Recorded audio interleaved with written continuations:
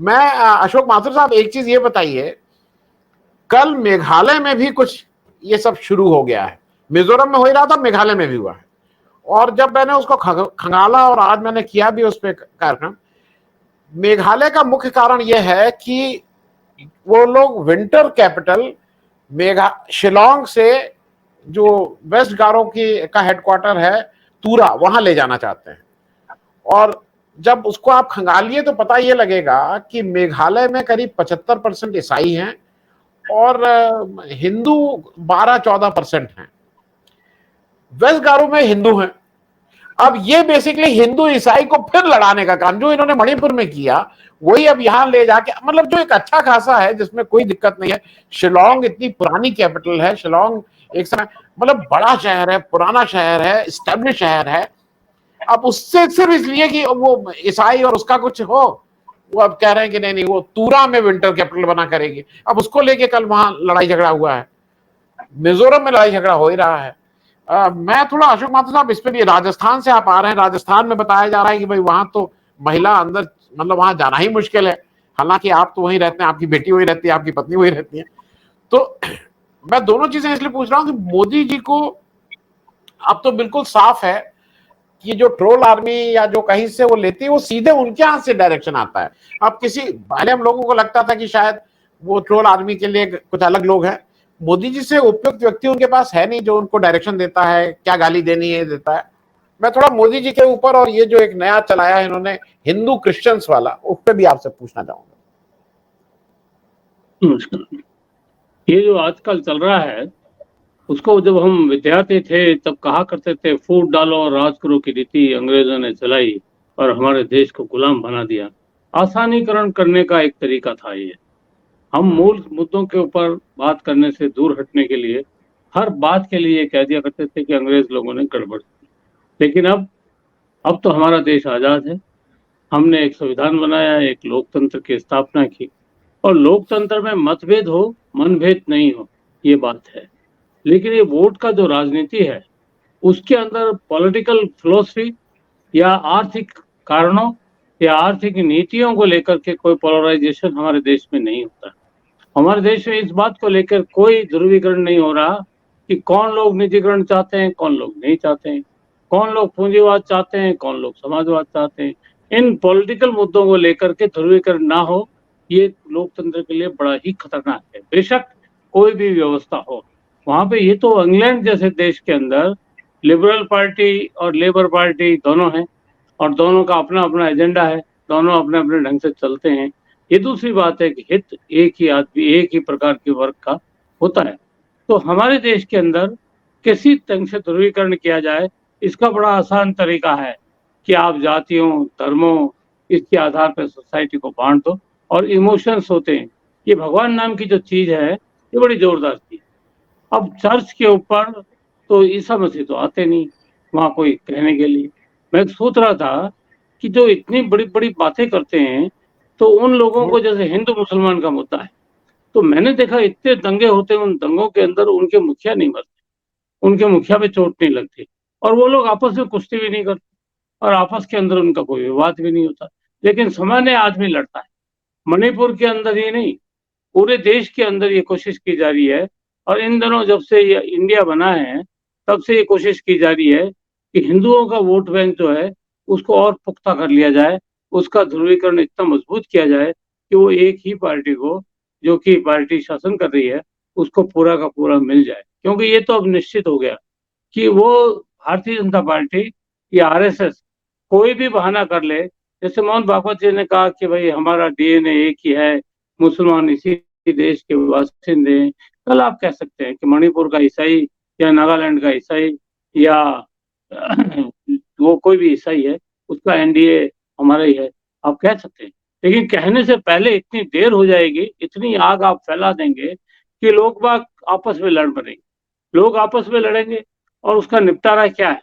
उसका निपटारा शासन दो ही बात कहता है। शासन कहता है मैं कानून का राज स्थापित कर रहा हूँ, और कानून का राज स्थापित करने के लिए क्या तरीका है? वो तरीका है पुलिस, फौज और मिलिट्री और बंदूक।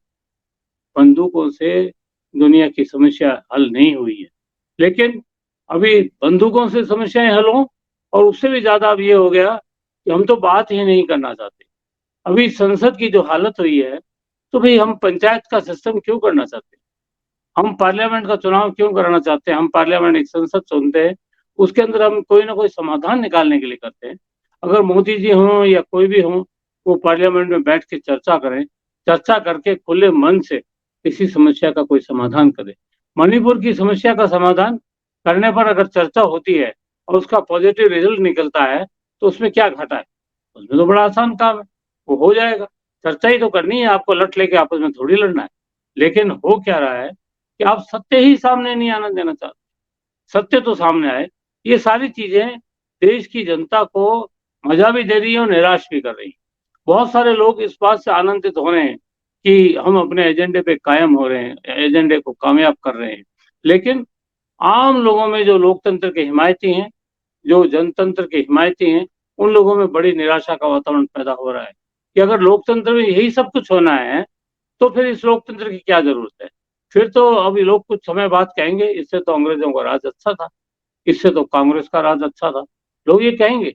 लोग भूतकाल को याद करने लग जाते हैं। जैसे कई लोग राजस्थान में कहते हैं, राजाओं के राज में भी ऐसा नहीं होता था जैसा आजकल हो रहा है। ये सारी बातें बहुत गंभीर है। निश्चित तौर पर संसद के अंदर इसकी बहस होनी चाहिए थी। मणिपुर की नहीं, मणिपुर को माध्यम बना करके आप ऐसा कोई संकल्प पत्र जारी करते या संकल्प लेते कि आज से आदमी और आदमी को नहीं लड़े, ऐसी व्यवस्था हम करेंगे। हम हिंदू मुसलमान नहीं करेंगे, हम हिंदू ईसाई नहीं करेंगे, हम जाट राजपूत नहीं करेंगे, हम गुजर मीणा नहीं करेंगे। राजस्थान में ये रहता है, जातियों का संघर्ष रहता है। और जातियों के संघर्ष के अंदर क्या होता है, कॉमन मैन मारा जाता है और कॉमन मैन की जमीनें छीनी जाती हैं और जमीनें खाली कराई जाती हैं।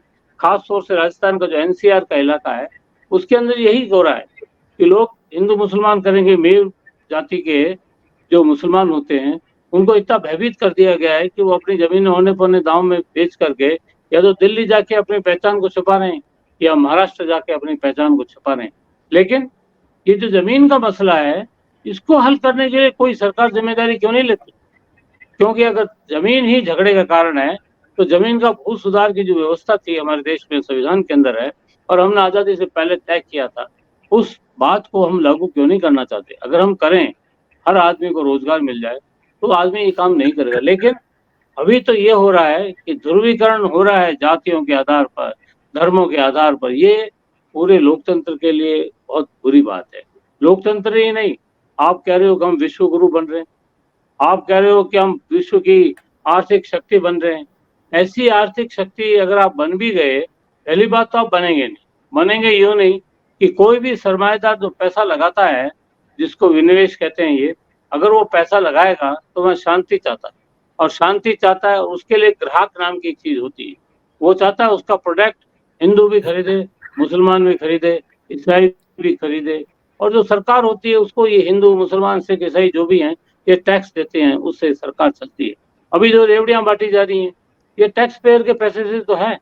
आपका उत्पादन नहीं होगा, आपका वितरण प्रॉपर नहीं होगा, तब आप कब तक ये सब चलाएंगे?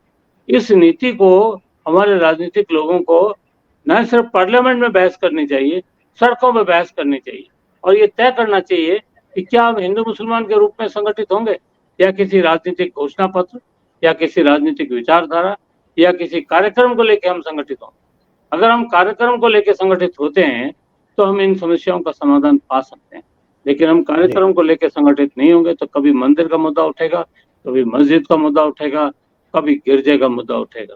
क्योंकि इस समय सबसे कमाल की बात यह है कि भाई जो मुद्दा है, गिरजे का हो, मंदिर का हो, मस्जिद का हो, ये ऊपर वाला तो नीचे आके कोई गवाही भी नहीं देता, ना ये बात बोलता ऊपर वाला आकर के कि भाई सत्य क्या है, या जो अपने जो मानने वाले भगत लोग, उनको कहता है कि भैया तुम शांत हो जाओ, मैं इस समस्या का हल करता हूँ। वो ऊपर वाला आता नहीं और हम लड़ते हैं। अब लड़ाई में मणिपुर में जो हो रहा है, इससे विश्व भर में अगर यूरोप की पार्लियामेंट में चर्चा हो सकती है, या अगर इंग्लैंड की पार्लियामेंट में चर्चा हो सकती है, खालिस्तान को लेकर अमेरिका में चर्चा हो सकती है, कनाडा में चर्चा हो सकती है, तो भाई हिंदुस्तान में क्यों नहीं हो सकती? हमारे कुछ लोग जो इस मुल्क की आजादी के लिए लड़े थे, मरे थे, जिनमें भगत सिंह भी एक थे, जो लोग हिंदू धर्म की रक्षा के लिए संगठित हुए थे, वो आज कह रहे हैं कि भाई हम अलग हैं, अल्पसंख्यक हैं, और वो आज संतुष्ट नहीं है। तो इसका मतलब क्या है? इसका मतलब ये है कि हमने इतने साल जो 55-56 साल लगाए, इसमें अपने ही हमने अंगों को तोड़ा है। इसको ठीक करना पड़ेगा। और इसको ठीक करने के लिए अगर कोई भी संगठन है, चाहे वो आरएसएस हो, चाहे कोई भी संगठन हो, बीजेपी हो, और ये राज करने से ज्यादा इम्पोर्टेंट बात ये है कि जिन पे आप राज करना चाहते हैं वो लोग आपस में मिलजुल के रहते हैं या नहीं रहते। इस बात को जी ठीक करने के लिए पार्लियामेंट में तो बहस हर हालत में इसलिए करनी चाहिए। आप कहते हो विश्व का हम सबसे बड़ा लोकतंत्र है, लोकतंत्र की जननी है भारत, तो लोकतंत्र की जननी है, उस जगह जो विपक्ष का विचार है उसको भी तो कोई स्पेस मिलना चाहिए। उसको आप स्पेस नहीं देना चाहते तो फिर लोकतंत्र की जननी कैसे हुआ? तो फिर दूसरे जी लोग क्या करें? फिर आप कभी नक्सलवादियों को गाली देते हो, कभी आतंकवादियों को गाली देते हो। जब आपको लोगों को अपनी बात की अभिव्यक्ति की आजादी नहीं मिलेगी तो कैसे काम चलेगा? धन्यवाद। जी। मैं अशोक भाई साहब अब चलते चलते लास्ट कमेंट आपसे ले लूं। एक हमारे दर्शक का एक प्रश्न है, वो ये कह रहे हैं कि क्या मोदी जी और अमित शाह आने वाले चुनावों में डबल इंजन सरकार की बात किया करेंगे? क्योंकि जहां जहां डबल इंजन है वहां तो कुछ अजीब ही सी वो है। तो क्या आप डबल इंजन को अब धीरे धीरे भूल जाएंगे कि अभी भी डबल इंजन की बात करेंगे? अशोक भाई साहब। तो राजस्थान में तो कर ही रहे हैं कि जो सिंगल इंजन की सरकार है कुछ नहीं कर पा रही, डबल इंजन की सरकार होती तो ये कर लेते वो कर लेते। वो बात तो कुछ भी कर सकते हैं, लेकिन बात करने से समस्याएं बढ़ रही हैं और वो समस्याओं के समाधान की तरफ नहीं बढ़ रहे हैं। उनके कथनी करने में भारी अंतर है। ये सारी चीजें हमारे लिए अब भारी खतरा पैदा करने लग रही है। और अगर ये समझते हैं अमित शाह जी कि और मोदी जी कि इन्हीं सबसे काम चल जाने वाला है, और एक बात और चलने लगी है कि जनता है कुछ दिन लड़ा के थक जाएगी, कुछ लोग मर जाएंगे। ये जनता थकती नहीं है, इनके दिमाग में बातें तो रहती, और जिसके घर से बंदा मर जाता है उनकी 3-3 पीढ़ियां इन बातों को याद रखती हैं कि किन हालातों में हमारा परिवार उजड़ा था, किन हालातों में हमारा इलाका उजड़ा था, किन हालातों में हम पिछड़ गए थे। जिन लोगों को अपने घर से बेदखल होना पड़ा है मणिपुर में या और इलाकों में, आप उनके हालात देखिए, कितनी खौफनाक हालत है। हम लोग तो उसकी कल्पना भी नहीं कर सकते क्योंकि हम संरक्षित लोग हैं। और ऐसी हालात के अंदर अमित शाह जी और मोदी जी को डबल इंजन की सरकार नहीं, चौबल इंजन की सरकार भी बना लें अगर वो, तो भी इसको ठीक करने की नीयत उनको बनानी चाहिए। Thank you. अशोक भाई साहब एक छोटा सा प्रश्न मैं बीच में काट बात कर, ये लाल डायरी लेके क्या हो गया? वो भग गए, वो लाल डायरी का कोई कह रहा है बीच का पेज फाड़ दिए। ये लाल डायरी, लाल किताब, ये उसका कुछ पेज का कुछ पता चला? भीड़ की जो राजनीति होती है, बहुत पहले भी एक हवाला कांड हुआ था और बाद में करोड़ों लाखों रुपया देश की जनता का उसकी जांच में और उसमें खर्च हुआ था, लेकिन उसके बाद निकला कुछ नहीं। इसी ढंग से लाल डायरी की जो बात आई है, एक बहुत अच्छा ड्रामा है। ठीक है, सरकार के लिए एक सरदर्द हो गया, लेकिन फिर भी इसका रिजल्ट क्या है? अगर लोकतंत्र में ऐसे ही विधायकों को खरीदा गया, इस बात को लेकर बहस होनी चाहिए, और वो बहस अभी चालू नहीं हो रही है कि क्या वाकई में। और खुद जो ये लाल डायरी लेकर आए थे महानुभाव, उनसे पूछो कि आप क्या क्या करते आए हैं? तो इसलिए लाल डायरी जो है, ये लाल डायरी लाल रंग का कुछ भी नहीं कर पाएगी।